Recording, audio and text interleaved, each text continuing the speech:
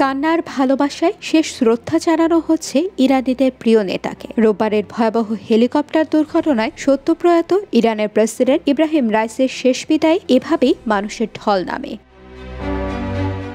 মঙ্গলবার তাবরিজ শহরে অনুষ্ঠিত প্রথম শোকযাত্রায় অংশ নেয় ইরানি জনতা। শোকের পতাকা আর ৬৩ বছর বয়সে প্রাণ হারানো রাইসির ছবি নিয়ে দলে দলে মানুষ যোগ দেন বেদনার মিছিলে। ৫ দিনের শোক পালনের অংশ হিসেবে চলছে শ্রদ্ধা আর ভালোবাসা জানানোর এই মিছিল। তেহরানের বাসিন্দারা বলছেন, তারা এমন একজন চরিত্রবান প্রেসিডেন্টকে হারিয়েছেন যিনি ইরানকে গর্বিত করেছেন এবং শত্রুদের লজ্জিত করেছেন। বিশেষত গত মাসে ইব্রাহিম রাইসির নেতৃত্বে ইরান, ইসরায়েল এবং আমেরিকাকে লজ্জায় ফেলে দিয়েছিল।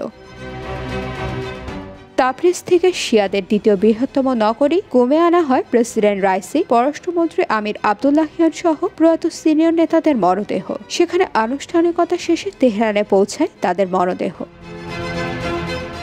বুধবার তেহরানে রাইসি জানাজা অনুষ্ঠিত হবে। সেখানে ইরানের সর্বোচ্চ নেতা ৮৫ বছর বয়সী আয়াতুল্লাহ আলী খামেনি নামাজের নেতৃত্ব দেবেন। উপস্থিত থাকবেন বিদেশি অতিথিরা। সেখান থেকে জন্মভূমি মাশতাহে বৃহস্পতিবার দাফন করা হবে রাইসিকে।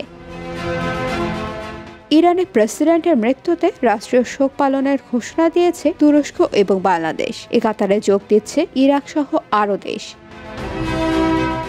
এদিকে প্রেসিডেন্টের মৃত্যুতে শূন্য হওয়া পদ পূরণ করতে নির্বাচনী কার্যক্রম শুরু করেছে ইরান। মঙ্গলবার আগামী ২৮ জুন অনুষ্ঠিতব্য নির্বাচনের প্রস্তুতি সভায় যোগ দেন ভারপ্রাপ্ত প্রেসিডেন্ট মোহাম্মদ মোকবার সহ ইরানের সর্বোচ্চ নীতি নির্ধারণী অভিভাবক পরিষদের সদস্যরা। সেখানেও রাইসিকে শ্রদ্ধা জানানো হয়।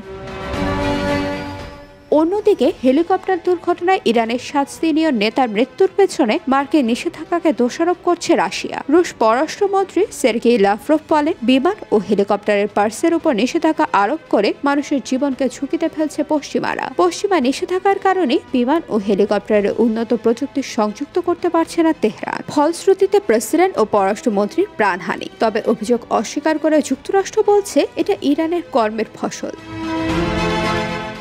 IBTV USA News Desk।